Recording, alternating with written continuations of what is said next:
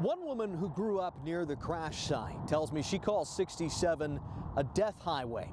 She's not alone. For years, people in Somervell and Johnson counties have complained there's just not enough room for error here.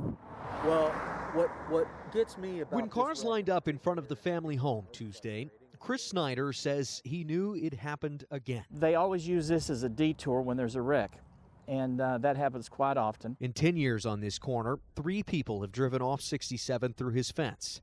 He knows 2 who died in crashes behind the house, and now this. So I drove out there and looked, and it was a mess. Investigators believe a 17-year-old heading home to Glen Rose with a friend tried to pass illegally and drove head-on into a minivan. We can't even believe that he's no more. Ayapala Bandaru's roommate, Rashil Bari, is among 6 relatives who died in the van. He is over here for a very big trip. He was like, there are a lot more things to achieve.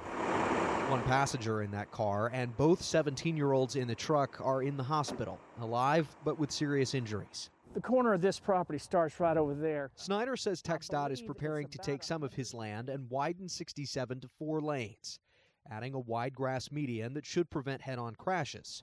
He worries their plan has flaws, but says poor driving is more to blame for the crashes than the road itself. This is 65, and I run 70, so I'm guilty by 5 miles an hour, but there's a lot of people passing me. I don't see the highway patrolman as often as I used to see. This isn't the road to test, he says, or leave unattended. I've spoken to cousins for each of the Glen Rose boys involved in this crash. One tells me he's at a loss for words. The other tells me none of the survivors will ever truly recover. In Nemo, I'm Matt Houston.